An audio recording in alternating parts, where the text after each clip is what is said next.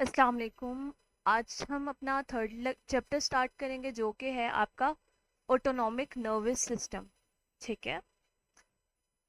Autonomic nervous system अब जो है हमने पहले जो आपके दो चैप्टर्स थे उसमें बेसिक टर्मिनोलॉजीज को डिस्कस किया था कि फार्माकोलॉजी होती क्या है, फार्माकोकाइनेटिक्स क्या होता है, फार्माकोडायनामिक्स क्या होता है। अब इस चैप्टर से ऑनवर्ड ना हमने प्रॉपर अपनी सिस्टम्स पढ़ने हैं। ठीक है। और उनमें कौन सी ड्रग्स यूज होती हैं। ठीक है। उस ड्रग की फार्माकोडायनामिक्स क्या है, उस ड्रग की फार्माकोकाइनेटिक्स क्या है, ये सब चीज़ें इन डिटेल हम स्टडी करेंगे।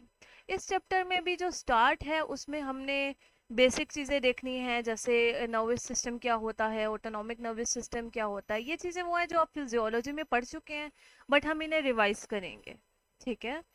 तो सबसे पहले हम यही देख लेते हैं कि आपके जो नर्वस सिस्टम है उसके डिविजन्स को। तो बेसिकली अगर हम देखें आपके नर्वस सिस्टम को, तो नर्वस सिस्टम वो सिस्टम है जो आपकी पूरी बॉडी में एक कोऑर्डिनेशन का काम कर रहा है, जो सिग्नल रिसीव करता है, उसे एनालाइज करता है और सिग्नल ट्रांसमिट करता है। ठीक है। नर्वस सिस्टम के दो ही मेन काम होते हैं, रिसीव करना सिग्नल को, सेंड करना सिग्नल को आफ्टर एनालाइजेशन। तो इसके जो मेन डिविजन्स हैं वो दो होती हैं, एक होती है सेंट्रल नर्वस सिस्टम, एक होती है peripheral nervous system. Central nervous system जो है वो मास्टर कंट्रोल है, उसी ने एनालाइज करना है। तो हमने जो सिग्नल पहुंचाने हैं वो इस सेंट्रल नर्वस सिस्टम तक पहुंचाने होते हैं। इसकी मेन टू डिवीजन है, एक आपका स्पाइनल कॉर्ड, दूसरा आपका ब्रेन। और ब्रेन और स्पाइनल कॉर्ड को जो चीज कनेक्ट कर रही है वो होती है ब्रेन स्टेम। ठीक है। ब्रेन जो है बेसिकली हम उसे तीन मेजर पार्ट्स में डिवाइड करते हैं, आपका मिड ब्रेन, हाइंड ब्रेन और फोर ब्रेन। जो आपकी स्पाइनल कॉर्ड होती है वो वर्टिब्रल कॉलम के अंदर प्रेजेंट होती है, और ये आपके ब्रेन और पेरिफेरल नर्वस सिस्टम के दरमियान में एक आप समझ लें गेटवे है, कोऑर्डिनेटर है। ठीक है। और ब्रेन और स्पाइनल कॉर्ड को जो कनेक्ट कर रहा होता है एरिया, उसे हम ब्रेन स्टेम बोल देते हैं। उसके बाद आपका आ जाता है पेरिफेरल नर्वस सिस्टम। अब जो पेरिफेरल नर्वस सिस्टम है वो बेसिकली किस पे कंसिस्ट करता है, वो आपके न्यूरॉन्स पे कंसिस्ट करता है। ठीक है। और न्यूरॉन सेल्स कंबाइन होके नर्व बना देते हैं। तो बेसिकली इस सिस्टम का, इस पेरिफेरल नर्वस सिस्टम का क्या काम है, सिग्नल लेके आना और लेकर जाना। ठीक है। एक एक साइड से क्या होगा, बॉडी से सिग्नल लेके आएगा, फिर दूसरा क्या करेगा, बॉडी पे सिग्नल लेके जाएगा। ठीक है। तो ये सारा काम कौन करता है, ये आपका पेरिफेरल नर्वस सिस्टम करता है। अब जो पेरिफेरल नर्वस सिस्टम को हम जो बेसिक पार्ट्स में डिवाइड करते हैं उसमें आपके आ जाते हैं motor neurons and sensory neurons. ठीक है। मोटर न्यूरॉन्स जो होती हैं वो बेसिकली आप आपके जो सिग्नल होते हैं ना उन्हें ट्रांसमिट करती हैं टू द बॉडी। और जो आपकी जो दूसरा सेंसरी नर्वस सिस्टम होता है वो क्या करता है, वो सिग्नल रिसीव करके ब्रेन तक लेके आता है। ठीक है। अब जो इसमें मोटर वाली साइड होती है ना, मोटर वाली को फिर हम ऑटोनॉमिक नर्वस सिस्टम और सोमैटिक नर्वस सिस्टम में डिवाइड करते हैं। अब ऑटोनॉमिक नर्वस सिस्टम क्या है, नेम से इंडिकेट है कि ऐसे फंक्शंस जो ऑटोमेटिकली आपकी बॉडी में हर वक्त हो रहे होते हैं। ठीक है। जिसमें आपका वॉलेंटरी कंट्रोल नहीं होता, ये इनवॉलेंटरी फंक्शन होते हैं, जैसे कि आपका हार्ट रेट, आपका ब्रीदिंग रेट, आपकी डाइजेशन, कॉन्ट्रैक्शंस, ये सारी जो भी चीज़ें हैं, जब आप रात को सोए होते हैं तब भी ये सब हो रही होती हैं। ठीक है। तो ये जो है ये ऑटोमेटिक प्रोसेसेस होते हैं, इसीलिए ये ऑटोनॉमिक नर्वस सिस्टम डील करता है। उसके बाद जो दूसरी डिवीजन है वो होती है somatic nervous system. Somatic nervous system में वो वाली चीज़ें आ जाती हैं जो आपके वॉलेंटरी कंट्रोल में होती हैं, मतलब वो उनके लिए आप खुद रिस्पॉन्सिबल हैं। ठीक है। जैसे आप मूवमेंट कर रहे हैं, कोई चीज़ राइट कर रहे हैं। ठीक है। आप कहीं पे बैठे हुए हैं, कहीं पे खड़े हैं। ठीक है। ये जितनी भी मूवमेंट्स आ जाती हैं ये सारी क्या आ जाती हैं, ये आपके अपने वॉलेंटरी कंट्रोल में होती हैं। ठीक है। तो ये सब किसका पार्ट है, ये आपके सोमैटिक नर्वस सिस्टम का पार्ट है। अब ये जो ऑटोनॉमिक नर्वस सिस्टम है इसको फिर हम फर्दर थ्री ब्रांचेस में डिवाइड करते हैं। एक आपका सिंपैथेटिक नर्वस सिस्टम, एक पैरासिम्पैथेटिक नर्वस सिस्टम, और एक और डिवीजन भी आती है जो यहाँ पर नहीं मेंशन, वो है आपका एंटेरिक नर्वस सिस्टम। ठीक है, तो अब इसमें जो आपका सिंपैथेटिक नर्वस सिस्टम है वो आपकी फाइट और फ्लाइट कंडीशन होती है, स्ट्रेस कंडीशन होती है। इसका क्या मतलब है? इसका मतलब ये है कि जैसे आपको अचानक से कोई शॉकिंग न्यूज़ मिल जाए, ठीक है, या कहीं पे कोई लड़ाई हो जाए, या फिर आपको अर्थक्वेक वगैरह आ जाए, ठीक है, तो उसमें ना इन सब चीज़ों में आपको क्विक रिस्पॉन्स करना होता है। अब वो जो क्विक रिस्पॉन्स होता है वो बेसिकली उसमें ना काफ़ी सारी चीज़ें इंक्लूड हो जाती हैं। जैसे आपका उस टाइम हार्ट रेट इंक्रीज हो जाएगा, ब्रीदिंग रेट इंक्रीज हो जाएगा, आपके मसल्स को ज़्यादा एनर्जी चाहिए होगी, ठीक है, तो फिर ना आपकी बॉडी चेंजेस करती है अपने अंदर, ठीक है, ताकि वो ये सब काम कर सके, उस इमरजेंसी सिचुएशन से डील कर सके। तो उस डीलिंग के लिए जो बॉडी चेंजेस करती है उसको कौन कंट्रोल करता है? उसको आपका सिंपैथेटिक नर्वस सिस्टम कंट्रोल करता है। फिर आपकी जो सेकंड डिवीजन आ जाती है वो आपकी आती है पैरासिम्पैथेटिक की, ठीक है। तो ये जो पैरासिम्पैथेटिक की डिवीजन आ जाती है ये क्या है? ये आपकी रेस्ट और डाइजेस्ट कंडीशन होती है, नॉर्मल कामिंग सिचुएशंस होती है। जैसे अभी की कंडीशन है, हम लेक्चर डिलीवर कर रहे हैं, आप उससे हेयर कर रहे हैं, लिसन कर रहे हैं, ठीक है। अब हम नॉर्मल वर्किंग जो करें, कोई भी काम है, ठीक है, आप नॉर्मल रूटीन वर्क जो भी करते हैं उसमें आपका ब्रीदिंग रेट नॉर्मल होता है, हार्ट रेट नॉर्मल होता है, आप नॉर्मल अपनी एक्टिविटीज़ कर रहे होते हैं, ठीक है। तो ये जितनी भी चीज़ें होती हैं ये आपका कौन सा नर्वस सिस्टम का पार्ट कंट्रोल करता है? आपका पैरासिम्पैथेटिक नर्वस सिस्टम कंट्रोल करता है, ठीक है। तो ये बेसिक आपके डिवीजन थी किसकी? नर्वस सिस्टम की। और इस चैप्टर में जो है थर्ड चैप्टर आपका, उसमें हमने ऑटोनॉमिक नर्वस सिस्टम को ही पढ़ना है। इसका मतलब ये हुआ कि हम सिंपैथेटिक नर्वस सिस्टम और पैरासिम्पैथेटिक नर्वस सिस्टम को इन डिटेल स्टडी करेंगे और देखेंगे कि इस सिस्टम की कौन सी मेडिसिन है, कौन सी ड्रग्स हैं जो इस सिस्टम को एक्टिवेट या डीएक्टिवेट कर देती हैं। हमने आपको स्टार्ट में बताई थी कि बेसिकली मेडिसिन की एक ही रीज़न होती है, या वो किसी फंक्शन को इंक्रीज करेगी या किसी फंक्शन को डिक्रीज करेगी, ताकि आपकी नॉर्मल बॉडी की जो फिजियोलॉजिकल फंक्शंस हैं उनको अचीव किया जा सके, जो फिजियोलॉजिकल रेंज है उसे अचीव किया जा सके, ठीक है। तो सिंपैथेटिक और पैरासिम्पैथेटिक नर्वस सिस्टम के लिए आप मेडिसिन कब लेंगे? तभी लेंगे या तो सिंपैथेटिक नर्वस सिस्टम ने ज़्यादा काम करना शुरू कर दिया है या कम काम करना शुरू कर दिया है, या फिर पैरासिम्पैथेटिक नर्वस सिस्टम ने ज़्यादा या कम काम करना शुरू कर दिया है। तो तो फिर आप उसी के अकॉर्डिंग ऐसे मेडिसिन देंगे जो इन फंक्शन को नॉर्मलाइज करेंगी और नॉर्मल फिजियोलॉजी की तरफ लेके आएंगी, ठीक है। अब हम आगे मूव करते हैं।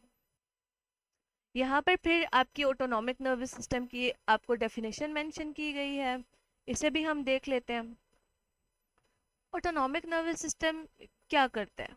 ऑटोनॉमिक नर्वस सिस्टम आपके एंडोक्राइन सिस्टम के साथ मिलकर काम करता है, और क्या करता है? रेगुलेशन करता है और इंटीग्रेशन करता है आपकी बॉडी के फंक्शंस की। ये आपकी जो इम्पोर्टेंट विजरल फंक्शंस है, विजरास बेसिकली आपकी ऐसा समझ लें ऑर्गन्स को कहते हैं, ऐसी चीज़ें जो जिनमें कैविटी होती है, ठीक है। तो एएनएस उन सब के फंक्शंस को कंट्रोल करता है, ठीक है। और ये आपका कौन सा नर्वस सिस्टम है? ये आपका इनवॉलेंट्री नर्वस सिस्टम है। इसमें जो एंडोक्राइन सिस्टम है, एंडोक्राइन सिस्टम आप ऑलरेडी पढ़ भी चुके हैं कि एंडोक्राइन सिस्टम वो सिस्टम होता है जिसमें आपके ग्लैंड्स वगैरह आ जाते हैं। कौन से ग्लैंड्स? Endocrine glands. वो क्या करते हैं? ऐसे ग्लैंड्स हैं वो जो हॉर्मोन्स रिलीज करते हैं, ठीक है, उनको हम एंडोक्राइन बोलते हैं। जैसे आपका एड्रीनल ग्लैंड आ जाता है, जैसे आपका पिट्यूटरी ग्लैंड आ जाता है, थायराइड ग्लैंड आ जाता है, ये सब आपके एंडोक्राइन ग्लैंड्स हैं और ये डिफरेंट हॉर्मोन्स प्रोड्यूस करते हैं। उसके बाद जो चीज़ इंपॉर्टेंट है वो है आपका न्यूरॉन, ठीक है। न्यूरॉन जो कि आपके नर्वस सिस्टम का बेसिक स्ट्रक्चरल और फंक्शनल यूनिट है, जो उसका बेसिक सेल है, ठीक है। तो इसका आपको यहाँ पर स्ट्रक्चर भी मेंशन है। इसमें भी आपकी cell body, nucleus, organelles, cytoplasm सब प्रेजेंट होता है। इसकी देखें, इसका जो स्ट्रक्चर है बाकी सेल से थोड़ा डिफरेंट होता है। अब इसमें जो सेल बॉडी है, अब सेल बॉडीज की प्रोजेक्शंस है। अब ये जो छोटी प्रोजेक्शंस है इनको हम बोल देते हैं डेंड्राइट्स। फिर उसके बाद एक लॉन्ग प्रोजेक्शन भी आती है जिसे हम एक्सॉन बोल देते हैं।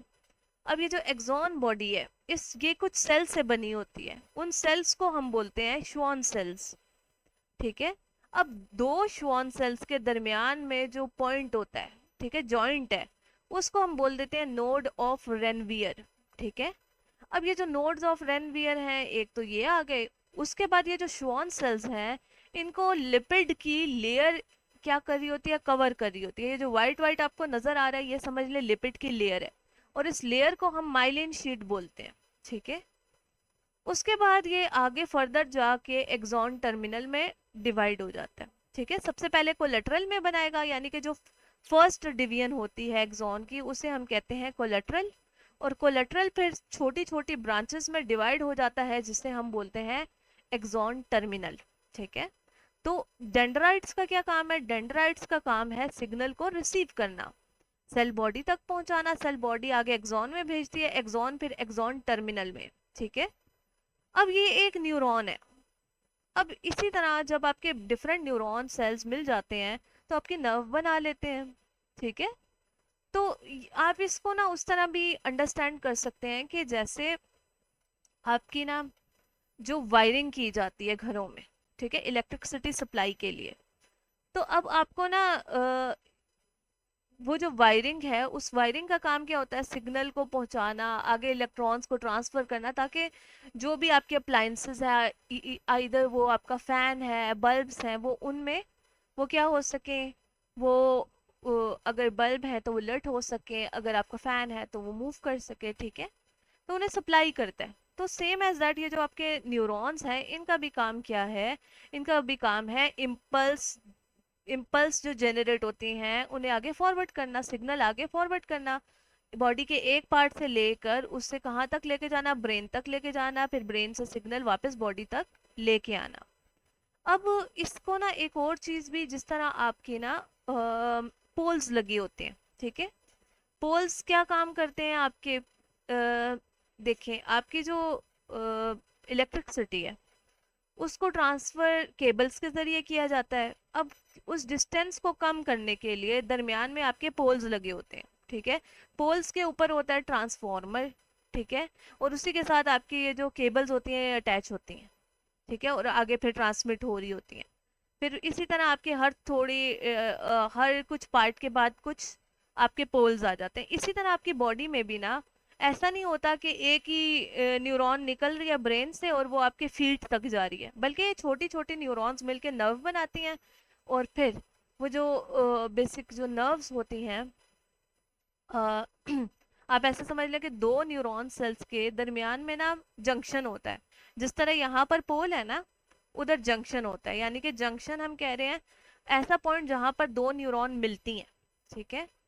तो उस जंक्शन को हम क्या बोल देते हैं? उस जंक्शन को हम बेसिकली बोल देते हैं साइनैप्स। ठीक है। अब ये जो साइनैप्स बनता है ना, ये आपकी डेंड्राइट, मतलब एक न्यूरॉन जो है उसके डेंड्राइट और दूसरी न्यूरॉन के एक्सॉन के साथ भी बन सकता है। ये जो जंक्शन है आपका डेंड्राइट डेंड्राइट के साथ भी बन सकता है, ये सेल बॉडी के साथ भी बन सकता है, ये एक्सॉन एक्सॉन के साथ भी हो सकता है। मतलब बॉडी में डिफरेंट लोकेशंस पे डिफरेंट ये जंक्शंस प्रेजेंट होते हैं। ठीक है।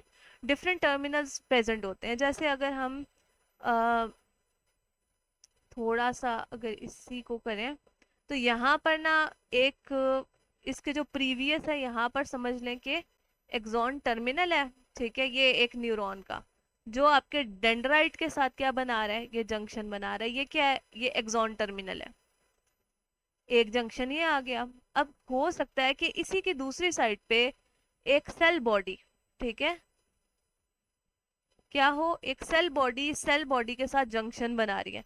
तो ये जो पॉइंट है ना, ये वाला पॉइंट, जो ये वाला पॉइंट है, इसको बेसिकली हम क्या बोलते हैं? जो इन दोनों के दरमियान में जंक्शन होता है, जॉइंट होता है, स्पेस होती है, उसको हम बोल देते हैं साइनैप्स। ठीक है। उसे हम क्या बोल देते हैं? उसे हम बोल देते हैं साइनैप्स।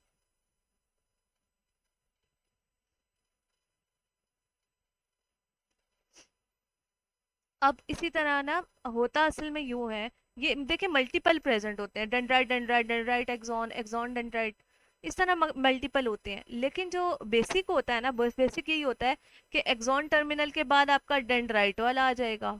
ठीक है, एक का एक्सॉन किसके साथ जंक्शन बनाएगा, दूसरे के डेंड्राइट के साथ। ठीक है, यहाँ पर एक और नर्व सेल आ जाएगा, उसका यहाँ पर डेंड्राइट जो होगा वो इसके साथ जंक्शन बनाएगा, फिर यहाँ पर आगे इसका एक्सॉन होगा। ठीक है, फिर एक्सॉन होगा, फिर उसके बाद एक्सॉन डिवाइड हो रहा होगा, और एक्सॉन डिवाइड होने के बाद आपका एक्सॉन टर्मिनल बना रहा होगा, और इसी तरह से ना सिग्नल एक बॉडी के पार्ट से दूसरे बॉडी के पार्ट तक जाता है। ठीक है, ये सिंपल उसका क्या होता है, ये सिंपल उसका प्रोसेस होता है। तो ये जंक्शन आपने नहीं भूलना, क्योंकि ये जंक्शन का बहुत इंपॉर्टेंट रोल है। मतलब आगे हम जितनी मेडिसिन पढ़ेंगे ना, वो बेसिकली उन जंक्शंस पे ही काम करती हैं। ठीक है, तो जंक्शंस कहाँ होता है, कैसा होता है, ये अभी आपको मतलब पता होना चाहिए। अभी हमने न्यूरॉन पढ़ा, अभी हम साइनेप्स भी पढ़ेंगे, लेकिन पहले हम ना जो छोटी मोटी चीजें हैं वो डिस्कस कर लेते हैं। अच्छा, उसके बाद आपका क्या है, आपके दो टाइप ऑफ न्यूरॉन होती हैं, एक आपकी मोटर होती हैं, एक सेंसरी होती है। मतलब जो आपकी नर्व्स कह लें या न्यूरॉन कह लें, इनको फर्दर देखेंगे। अब जो बेसिक पार्ट्स है जो अभी हमने डिस्कस किए वो उन्हें देख लेते हैं। न्यूरॉन्स की ब्रांचेस होती हैं, प्रोसेसेस होती हैं, जिन्हें हम एक्सॉन और डेंड्राइट्स बोलते हैं। ठीक है, न्यूरॉन्स में सेंट्रोसोम नहीं होते और ये डिवाइड नहीं होती। ठीक है, न्यूरॉन सेल डिवाइड नहीं हो सकते, ये रीजेनरेट नहीं हो सकते। अगर कोई न्यूरॉन आपका डैमेज हो गया किसी पार्ट का, तो वो परमानेंट डैमेज है। ठीक है, फिर उस एरिया से आपको सिग्नल नहीं रिसीव हो सकता कभी भी। इसीलिए जिन लोगों को पोलियो हो जाता है, ठीक है, पोलियो उन्हें फिर थ्रू आउट द लाइफ रहता है। क्यों? क्योंकि वो बेसिकली आपके नर्व डैमेज करवा देता है, और नर्व डैमेज जब हो गया तो अल्टीमेटली फिर क्या होगा, नर्व डैमेज के बाद रिकवरी नहीं होती। अच्छा, अब इसमें जो हमने क्लासिफिकेशन ऑफ नर्व सेल है उसमें क्या है, आपकी दो आती हैं, एक मोटर होती है, एक सेंसरी। मोटर को इफरेंट बोलते हैं, सेंसरी को एफरेंट बोलते हैं। मोटर का क्या काम है, मोटर का न्यूरॉन का काम है कि जो आपकी इम्पल्स होती हैं, ठीक है, उन्हें कहाँ लेके जाना, उन्हें सेंट्रल नर्वस सिस्टम से पेरिफेरल इफेक्टर ऑर्गन्स की तरफ, जिनमें आपके मसल्स, ग्लैंड, ब्लड वेसल्स, मतलब पूरी बॉडी के पार्ट्स आ जाते हैं, उन तक लेके आती हैं। यानी कि कहाँ से लाएंगी, ब्रेन से लाती हैं ग्लैंड्स तक, ऑर्गन्स तक। ठीक है, इन्हें हम इफरेंट नर्व सेल्स भी बोलते हैं। और इनमें क्या होता है, इनमें आपका लॉन्ग एक्सॉन होता है और शॉर्ट डेंड्राइट होते हैं। ठीक है, इनमें डेंड्राइट शॉर्ट होते हैं, एक्सॉन्स लॉन्ग होते हैं। उसके बाद सेंसरी न्यूरॉन्स को देख लेते हैं, जिन्हें हम एफरेंट न्यूरॉन भी बोलते हैं। ये क्या करती हैं, ये कैरी करती हैं इम्पल्सेस पेरीफ्री से, यानी कि ऑर्गन से लेकर जाती हैं सेंट्रल नर्वस सिस्टम तक। और इनका जो एक्सॉन होता है वो शॉर्ट होता है, और डेंड्राइट इनका बड़ा होता है, लॉन्ग होता है। ठीक है, उसके बाद इंपॉर्टेंट चीज आ रही है रिसेप्टर, जिसे हम काफी बार पहले भी डिस्कस कर चुके हैं। ठीक है, बहुत इंपॉर्टेंट है फार्माकोलॉजी में, जो रिसेप्टर है उसकी बहुत इंपॉर्टेंस है, क्योंकि आपकी जो दवाई होती है, ड्रग होती है, उसने जाके बाइंड ही आपके रिसेप्टर पे होना है।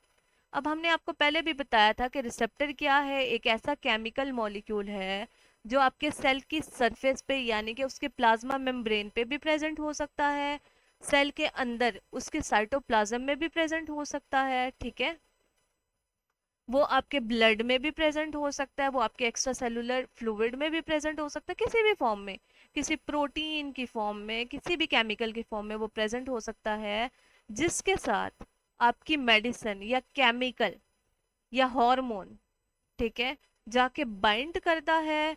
और उसमें क्या होते हैं, उसमें केमिकल रिएक्शंस होते हैं, चेंजेस आते हैं, और उन चेंजेस की वजह से आपका फार्माकोलॉजिकल रिस्पॉन्स प्रोड्यूस होता है, या आपका मेजरेबल रिस्पॉन्स प्रोड्यूस होता है, फिजियोलॉजिकल रिस्पॉन्स प्रोड्यूस होता है।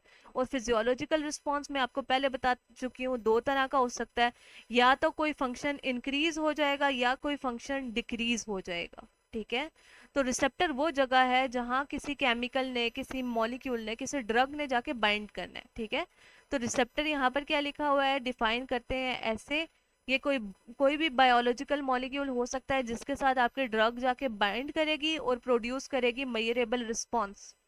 ठीक है, मेजरेबल रिस्पॉन्स वही है कि इधर वो इंक्रीज कर देगी फंक्शन को या डिक्रीज कर देगी। Thus, enzyme और structural protein can be considered as pharmacological receptors। तो enzymes भी बहुत सारी ड्रग्स के रिसेप्टर हैं। बहुत सारी ड्रग्स क्या करती हैं, जाके एंजाइम्स के साथ बाइंड कर देती हैं, या एंजाइम की एक्टिविटी को इंक्रीज करेंगी या डिक्रीज कर देंगी। इसी तरह बहुत सारी ड्रग्स हैं जो आपकी बॉडी में प्रोटीन्स प्रेजेंट होती हैं। अब देखें, जो आपकी प्लाज्मा मेम्ब्रेन पे प्रेजेंट होती हैं वो भी तो आपकी प्रोटीन्स ही होती हैं। ग्लाइकोप्रोटीन्स या ग्लाइकोलिपिड्स वगैरह होती हैं, सिंपल प्रोटीन्स प्रेजेंट होती हैं। तो उन्हीं के साथ जाके आपका ड्रग मॉलिक्यूल बाइंड करता है और फार्माकोलॉजिकल रिस्पॉन्स प्रोड्यूस करता है। ठीक है, तो रिसेप्टर बहुत इंपॉर्टेंट चीज है। अब एक और टर्म है जो है न्यूरो ट्रांसमीटर। ठीक है, न्यूरो न्यूरॉन से निकला हुआ और ट्रांसमीटर मतलब जो चीज ट्रांसमिशन का काम करती है, डिलीवरी का काम करती है। तो न्यूरो ट्रांसमीटर क्या है, एक ऐसा केमिकल सब्सटेंस है जो कि आपकी एक नर्व इम्पल्स से सिग्नल को लेके जाता है दूसरी नर्व इम्पल्स तक वाया साइनैप्स। असल में जो अभी हमने साइनैप्स की बात की, साइनैप्स ना आप ऐसे समझ लें, जो हमने कहा था कि किसी के दरमियान में भी हो सकता है, डेंड्राइट डेंड्राइट डेंड्राइट एक्सॉन, किसी न्यूरॉन और मसल के दरमियान में भी होता है। ठीक है, उसको भी साइनैप्स ही बोलते हैं। तो अब देखें, ये दूर से तो हमें ऐसे नजर आ रहा है ना कि टर्मिनल है, इधर आगे एक दूसरी डेंड्राइट है। ठीक है, और ये दोनों जंक्शन बना रहे हैं, इस पॉइंट को हम साइनैप्स बोलते हैं। अगर हम इसे जूम इन करके देखें ना, तो ये आपका कुछ इस तरह का ना एरिया बन जाता है, यानी कि इसके दरमियान में ये स्पेस है। ठीक है, अब यहाँ तक तो सिग्नल आ गया, अब यहाँ से यहाँ सिग्नल भेजना है। ठीक है, अब और कोई मेथड तो है नहीं कि यहाँ से यहाँ सिग्नल भेजा जाए। तो बेसिकली ये जो ऊपर वाली न्यूरॉन होती है, जो फर्स्ट न्यूरॉन होती है, वो यहाँ से कुछ केमिकल रिलीज करती है। जो केमिकल यहाँ से रिलीज होते हैं और इधर आके बाइंड करते हैं। ठीक है, फर्स्ट न्यूरॉन रिलीज करेगी, सेकंड न्यूरॉन पे आके वो बाइंड करेगा। किस पे बाइंड करेगा, रिसेप्टर्स पे बाइंड करेगा, और रिसेप्टर्स पे बाइंड करके इस वाली में भी सिग्नल जनरेट कर देगा। सिग्नल अब क्या है, सिग्नल आपका वही है, आपका इम्पल्स जनरेशन। ठीक है, आपका यानी कि जो भी आप समझ लें जो चेंजेस आ रहे हैं, आपका जो रिस्पॉन्स होता है, यानी कि जो केमिकल सिग्नल जनरेट हो जाते हैं आपके इम्पल्स में, वो किसके थ्रू ट्रांसमिट होते हैं, वो न्यूरो ट्रांसमीटर के थ्रू ट्रांसमिट होते हैं। तो एक ऐसा सब्सटेंस है, ऐसा सब्सटेंस या मीडिएटर है जो transmission of nerve nerve impulse के लिए रिस्पॉन्सिबल है from one neuron to another neuron through a synapse. ठीक है, ये कम्युनिकेशन का काम करता है बिटवीन नर्व एंड नर्व, और नर्व और ऑर्गन्स के दरमियान में भी, नर्व और मसल्स के दरमियान में भी।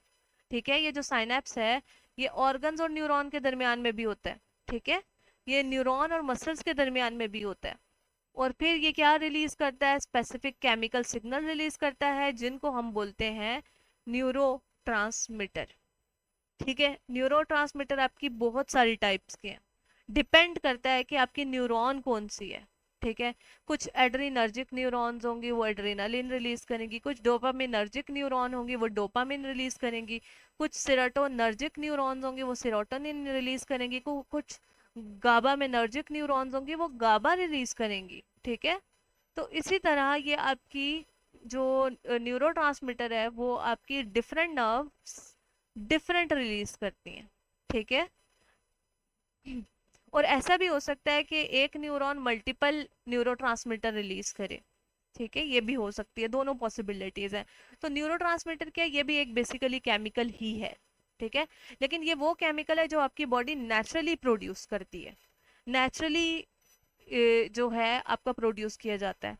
अब आपने यही बात याद रखनी है कि देखें, सिंपल सी बात है कि बीमारी कब होती है, जब आपका नॉर्मल बॉडी फंक्शन काम नहीं करता। तो इसका मतलब ये है कि अगर न्यूरोट्रांसमीटर कम या ज्यादा रिलीज हो रहा है, तब हम दवाई लेंगे, और वो दवाई क्या करेगी, जो इस न्यूरोट्रांसमीटर ने काम करना था वो दवाई वो काम करेगी, सिंपल।